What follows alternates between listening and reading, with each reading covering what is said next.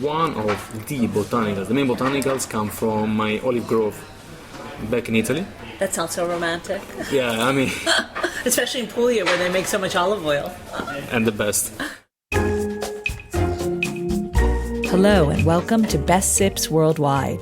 I'm your drinking companion, Susan Schwartz, an American travel writer living in London.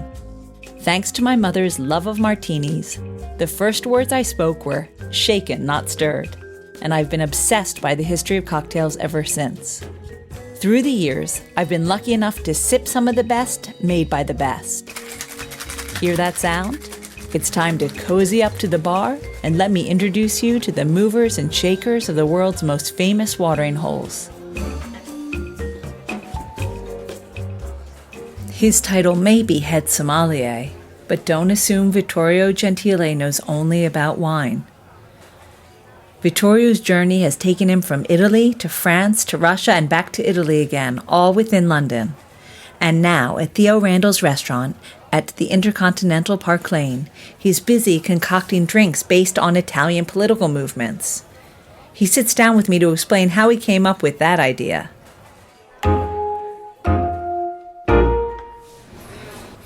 2014, arrived from another restaurant, called French restaurant, French background. I was there for another couple of years. The name is La Petite Maison, a famous restaurant all around the world. Great place where there's a lot of things going on. Sommelier over there, so 100% own wine, very little about other drinks. Before that I was in Novikov, in Green Park, at the opening 5 years ago, almost.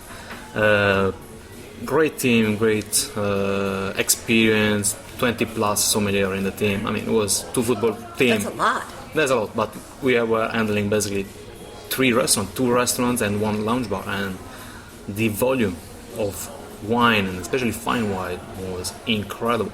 When I think about my trial shift, I remember first table of young guys opening a magnum of Barbaresco Gaia, which is worth roughly £1,000, and after that another bottle of a couple of thousand just washing as a glass of water. I mean, it was okay, this isn't a place where I want to be if I need to learn. Before that, I mean, that's basically I just arrived in London and started working in a small place called Il Barretto in Marylebone. Il Barretto means little bar, and as it is, I mean, it was a beautiful lounge bar on the ground floor, but in the basement was this very fast-moving vibe, nice buzzy restaurant where actually I start my career in the hospitality and with the wine. Was that the first place you came when you moved to London, to the UK for the first time? Almost 6 years ago, yes. So only 6 years you've been in London, and you are, obviously you're Italian. Italian, from the south of Italy, from Puglia, southeast, deep southeast. Place full of sun, full of warmth, full of life, and you are asking why you moved to London. I wasn't going, but yes. Let's say, right? That's what everybody is asking for. Yeah, I mean. What brought you here? Why did you? Well, we said, me and my at the time girlfriend, now my wife, we said, okay, you know what? Let's go in London. Let's say 6 months, just to improve the language, have an experience, and then let's go back. Were you Italy. Were you living in a city? Were you living in Bari? No, Bari. Was my original town is Manfredonia, which is in the north of the region. 60,000 people living in there. And then I lived for small. Yeah. For me, it was good. Not small, not big, but it was a good. Then I moved for 5 years studying economy in Pescara, which is much bigger town, slightly more northern in the coast. Abruzzo. Still Abruzzo. Yeah, I mean, from far away it seems very close. And yeah, then. So you were studying economy. Economy and management. And were you doing this on the side, drinking on the side? I was doing completely different things. I was more with the music, so DJing, radio show, editing, and all this marketing, all these kind of things. So we decided to move in London to have an experience, and looking around, looking on the website. Okay, before moving, okay, let's plan. Let's see which kind of position are there. Were you looking for jobs in economy or in economics or management? I start just typing, okay, Italian, as everybody, Italian economy, vacancy, whatever. Right. And there were a lot of positions in the hospitality or hospitality related. They were looking for my curriculum and knowledge about wine and drinks. Okay. And then, it's that moment that you discover, I'm Italian, I don't know about almost anything about Italian wines and drinks, and that is a shame. So, it was the trigger, it was a kind of lamp flashing on the side. I've been drinking Campari my whole life, but why don't I know anything about it? Yeah, fantastic. So, starting as a curious person, questioning my head sommelier at the time, I started studying, so... This is when you were at Il Barretto? Il Barretto. Mm-hmm. After 3 weeks, a month, the guy said, okay, the head sommelier at the time, you know what, rather than just making questions, just join my team and let's start working on it. And doing sommelier, learning sommelier is the best place to learn, and how to learn is drinking and tasting every day. So you can open and taste it and experiment and talk with the people. At the same time, give you a big flexibility to everyday routine. Every table could be different, the same, two tables having the same food may order or ask for, they may have different tastes, so you have to be flexible with all your wines and offer them something appropriate to their taste, not your. How long do you think it took you to be comfortable with asking or directing people to what they should order? Well, a couple of months start to be, there was a very small wine list, so you get quite confident with it, especially if you start reading, if you're brand new in the things, your mind is fresh. I was quite confident. But then I decided, I was starting to be bored over there, so I decided to move. There's a big place called Novikov, and there where I said, oh wow, basically I don't know anything yet, so let's study. About how many wines were on that wine list? And now they are about 1,500, something like that. Back in the days was like half of it, but was already, 700 beans is quite a lot. That's pretty big anyway. It's quite a lot for a business that runs, good 1,000 people every day. And there is a lot of volume, a lot of organization behind every service. There is a lot of practical skill you have to learn, and a lot of you deal basically with people from everywhere in the world. So starting to know the tasting, what they like, what they don't, start to be into the drinks area, because you approach the table as a first, and so you have to make recommendation as aperitif, liquor, digestive. But you had to do that as well. Yes, of course. And was that your first, kind toe of into spirits? Kind of, yes. Kind of. Moving and developing. At a certain point, I decided, okay, now I need to focus on French wine, so I moved to La Petite Maison. So you were only specializing in Italian wine before that? Yes, let's say that. Novikov has a big wine list from all wines from all around the world. But then I decided, okay, you must know your basics first, and then move to the broader picture, so bigger picture. So let's go let's study French, even though I don't speak any French. And so let's start moving and opening some French bottle wines, good wines. But a lot of it. So I start in La Petite Maison. After a couple of years, I got a call. Listen, we have a position as head sommelier in Theo Randall. Please, come over, have a talk, let's chat. So you were coming back to Italy after France? After France, I came back to Italy. And as an Italian that goes a lot around eating Italian food in London, I got my expectation. I built up my expectation. So when they invited me for a dinner, I was, okay, it would be good Italian, quite fancy decoration, but nothing particular, especially if it's an Englishman cooking, seriously. But actually, when we walk out, me and my wife, we were so pissed off because an Englishman could cook better than an Italian in London. So okay, I need to work with this guy. Have you told Theo Randall that story? Yeah. I think I mentioned it. Yeah, I told him. No, but I love it. What a great compliment. No, it's true. It's true. After all, Italian food, it's all about ingredients and express the ingredients that we have fresh every day, every season, and put them in place on a plate. And that's what Theo is great in doing. He knows that what's good, what's fresh now, has good connection with all the suppliers, and have always the better products. I'm going to sound like a snob, but having had bad experiences with risotto, I'm lucky enough to go to Italy a lot. So I just reserved my risotto eating for Italy. Okay. So now I think I'm going to have to try You Theo's must. risotto. You from must. Because if an Italian says that, then I know I'm You going to have must, to. you must, All right, especially the pasta. If you come here, you must try the pasta. I don't know. It's like coming in London and having a picture with a big man. It's the same, and you cannot miss it. So, started working here 2 years ago. But 2 still years only now. sommelier, right? Only Still- sommelier. So yeah, not Stephanie- only. You were- Stepping here, No. the job is looking after all the drinks. So now I need to start study even cocktails and drinks and things like that. And there's a lovely bar in the restaurant. It's a too. beautiful bar, beautiful lunch area. We just refurbished last year for the 10th year of Theo Randall at the InterContinental. We had my sommelier table at the bar. And cocktail-wise, I always had. The team is very small. It's myself, my assistant, and the 2 bartenders. I always had good bartenders, and always kind of I give an idea, and then we start developing this idea. So we start in the beginning people is looking for a fruity martini. Okay, let's make our fruity martini. Let's do our own infusions. Let's make our own products. Let's start like this. And then great success. And then time passed. Bartender as well is a very fast moving role. A lot of people coming in and out. Now we are done with the fruity infusion. What's happening in a barrel when you have spirits with some other ingredients, and the time and the oxygen coming in and out?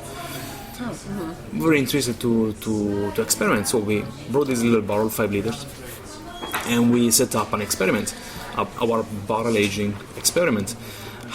So what's actually happening in a little barrel? And we start making cocktails, of course, Negroni, Right. first of all. We move to Martinez after that. Martini, a particular martini, is a martini perfect made with all Italian products, Italian gin and 2 Italians vermouths. It's a kind of perfect, so with a sweet and a dry vermouth, half and half, old style martini. Then we came up with Manhattan, of course, and then Negroni was finished, so we start again with Negroni. So we start numbering every single cocktail, because as a legacy, and every cocktail left something into the bottle and got something from the bottle as well. So every cocktail was never the same, even though I used exactly the same quantities. What kind of barrels were you using? We're using it's a French bottle. It was brand new, and it's a 5 liter bottle. Good batch, good quantity. So were they new before? I mean, They were new. They were new. Then we were tasting basically every 2-3 days to see when I like it, when I stop the thing. In the beginning, 2 weeks, cocktail done. The oak was very pronounced. Now course. up to the last one of the You were last. practically creating bourbon. Yeah, almost. Well, in the end, it was very interesting, and one of the last experiments before then I started again with the barrels, with a Vesper. I said, after the Vesper was the 9th inside the bottle. So what were the ingredients that you put in the barrel? I got all the ingredients before that. I've got Campari, I've got Maraschino, I've got vermouths, all kinds of vermouths. I got gins, I've got whiskeys, everything. Everything in the barrel.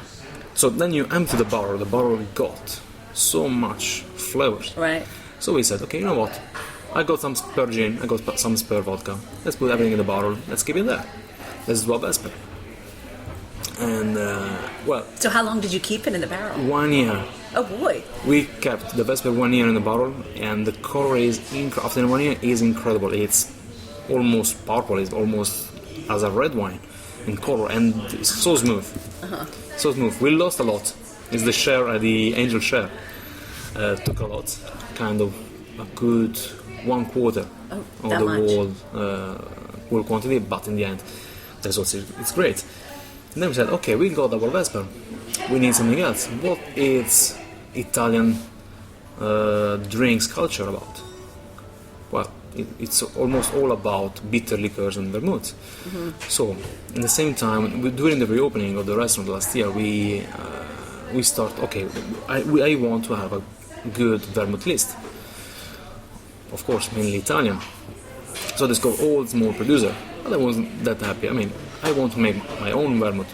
So last year we come up with our own recipe for our own vermouth.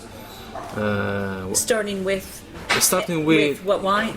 Yes, I mean it was white wine as a base, of course, and then we got all the different botanicals. One of the botanicals, the main botanicals, come from my olive grove back in Italy. That sounds so romantic. Yeah, I mean, especially in Puglia where they make so much olive oil. And the best. But don't say this to He Tuscany. says with pride.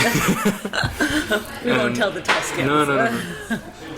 And so that, well, we did an extraction, blend everything together, all right, put so in a the barrel. wine with the barrel, all in the barrel. the essences now extract from the different botanicals.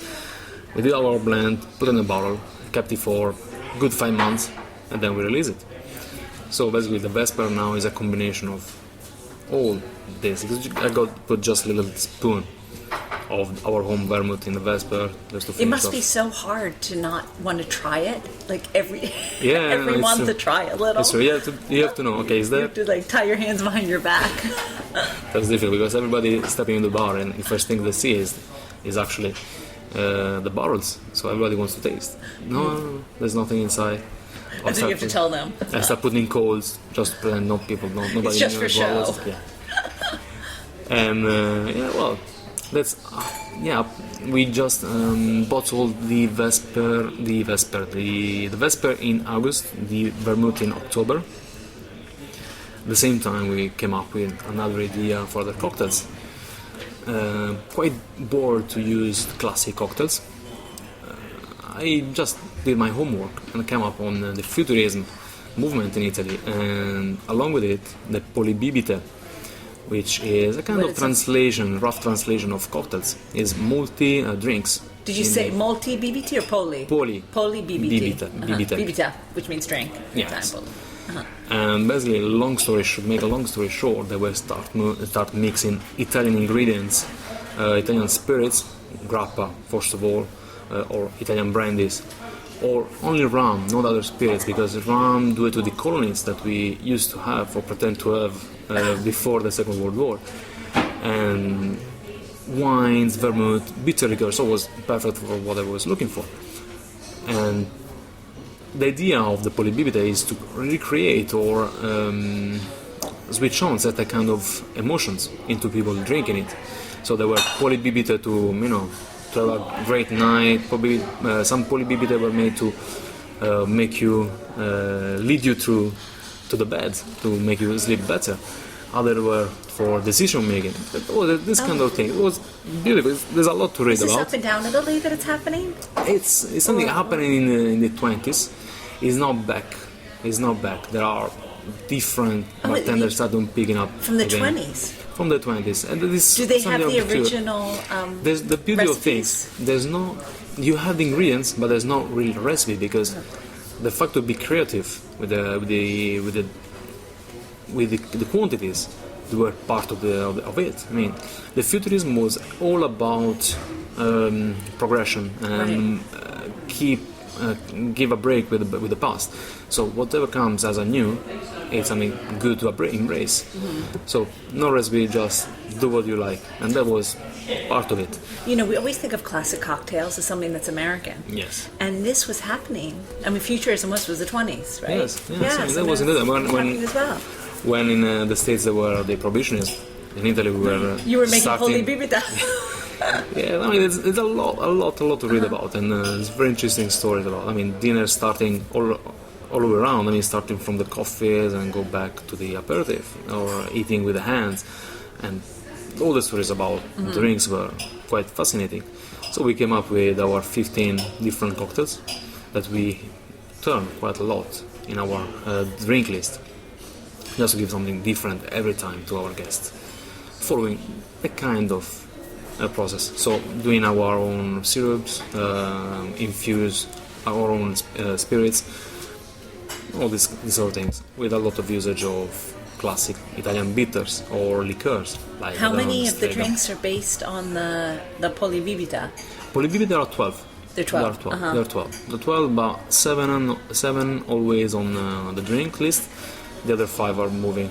No, they're coming in, coming out, just to change it every year. Then I mean, London is a big town, and you can really eat and drink different things, and every day or every night, and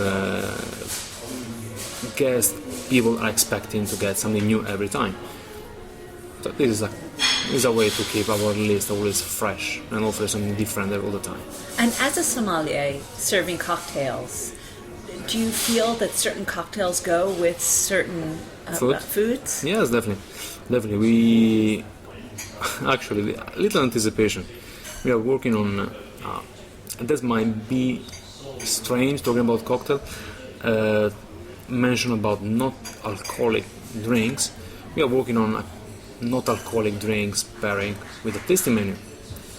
So try to come up with a cocktail of drinks, a mix of ingredients that actually works with the food that you're having. And that's very interesting. Actually, because we are working with a lot of vermouth, for instance, and we are doing pairing already with vermouth with cheese or dessert, and people are loving it. And vermouth are so underrated still. It's part wine, part is botanicals, and you've got all different flavors and all different structures and sweetness and acidity as the food you're having in front of you. If you know your